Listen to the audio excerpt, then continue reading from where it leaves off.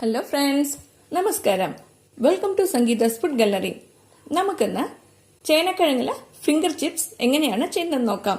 നമ്മൾ സാധാരണയായിട്ട് ഉരുളക്കിഴങ്ങ് ഉപയോഗിച്ചിട്ടാണല്ലോ ഫിംഗർ ചിപ്സ് ചെയ്യാറുള്ളത്. ഇന്ന് നമുക്ക് കുറച്ച് വ്യത്യാസമായിട്ട് ചേനക്കിഴങ്ങിൽ എങ്ങനെയാണ് ഫിംഗർ ചിപ്സ് ചെയ്യുന്നതെന്ന് നോക്കാം. ഇത് ചെയ്യാനായിട്ട് 1/4 കിലോ ചേനയാണ് ഞാൻ എടുത്ത് വെച്ചിട്ടുള്ളത്.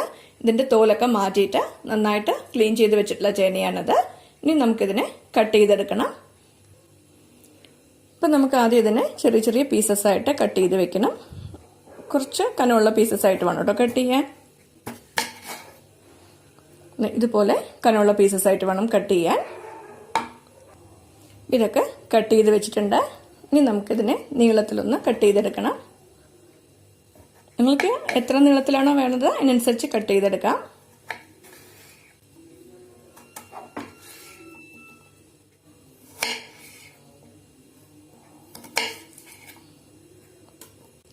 ഇതൊക്കെ കുഞ്ഞു കുഞ്ഞു പീസസ് ആയിട്ടാണ് കേട്ടോ. ഇതൊന്നും കുഴപ്പമില്ല, നമുക്കിതും ഫ്രൈ ചെയ്തെടുക്കാം. ഈ എല്ലാ ചേനയും ഞാൻ കട്ട് ചെയ്ത് വെച്ചിട്ടുണ്ട്. ഇപ്പോൾ ഒരു പാത്രത്തിൽ വെള്ളം ഒഴിച്ച് ചൂടാക്കാൻ വെച്ചിട്ടുണ്ട്. ഇനി ഇതിലേക്ക് കുറച്ച് മഞ്ഞൾപ്പൊടി ചേർത്ത് കൊടുക്കുക. 2 പിഞ്ച് മാത്രമേ മഞ്ഞൾപ്പൊടി ചേർത്ത് കൊടുത്തിട്ടുള്ളൂ, അധികം ചേർക്കേണ്ട ആവശ്യമില്ല. ഈ വെള്ളം നന്നായിട്ട് ചൂടായി കഴിഞ്ഞു. ഇനി ഇതിലേക്ക് നമുക്ക് കട്ട് ചെയ്ത് വെച്ചിരിക്കുന്ന ചേനയുടെ പീസസ് ഒക്കെ ചേർത്ത് കൊടുക്കാം.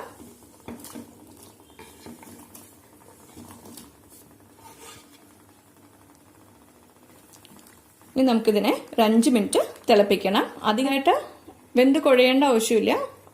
ഒരു 5 മിനിറ്റ് മാത്രം നമുക്കിതിനെ വേവിക്കാൻ വെച്ചാൽ മതി. ഈ ചേന വേഗനായി വെച്ചിട്ട് 5 മിനിറ്റ് ആയിട്ടുണ്ട്. അപ്പം നമുക്ക് തീ ഓഫ് ചെയ്ത് കൊടുക്കാം. ഇനി നമുക്ക് ഇതിലെ വെള്ളമെല്ലാം കളഞ്ഞിട്ട് വരാം. ഇതിലുള്ള വെള്ളമെല്ലാം കളഞ്ഞിട്ട് ഒരു വൃത്തിയുള്ള തുണിയിൽ ഇട്ട് കൊടുത്തിട്ടുണ്ട്. ഇനി ഒരു 10 മിനിറ്റ് നമുക്കിത് ആറാനായിട്ട് വെക്കണം. അതിനുശേഷം വേറൊരു തുണി വെച്ചിട്ട് ഇതിലെ വെള്ളമെല്ലാം ഒന്ന് തുടച്ചെടുക്കണം. അപ്പോൾ ഇതിലെ വെള്ളമെല്ലാം തുടച്ചെടുത്ത് വെച്ചിട്ടുണ്ട്. ഇനി നമുക്കിതിനെ ഫ്രൈ ചെയ്തെടുക്കണം. അതിനായിട്ട് നമുക്ക് ഇപ്പോൾ എണ്ണ ചൂടാക്കാനായിട്ട് വെക്കാം. ഒരു ചീനച്ചട്ടിയിലേക്ക് എണ്ണ ഒഴിച്ച് ചൂടാക്കാനായി വെച്ചിട്ടുണ്ട്. ഈ എണ്ണ നന്നായിട്ട് ചൂടാക്കി കഴിഞ്ഞു. ഈ എണ്ണയിലേക്ക് നമ്മൾ റെഡിയാക്കി വെച്ചിരിക്കുന്ന ചേനയുടെ പീസസ് ചേർത്ത് കൊടുക്കാം.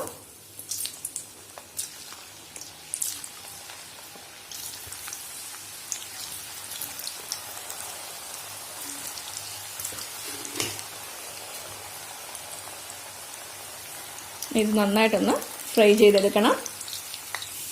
ഇതൊരു നല്ലൊരു ഗോൾഡൻ കളർ ആവുന്നത് വരെ നമുക്കിതൊന്ന് ഫ്രൈ ചെയ്തെടുക്കണം.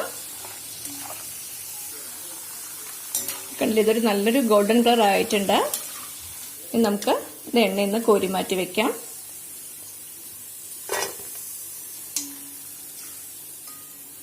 നമുക്ക് അടുത്ത ബാച്ച് ചേനയും ഇതേപോലെ നമുക്ക് ഫ്രൈ ചെയ്തെടുക്കണം.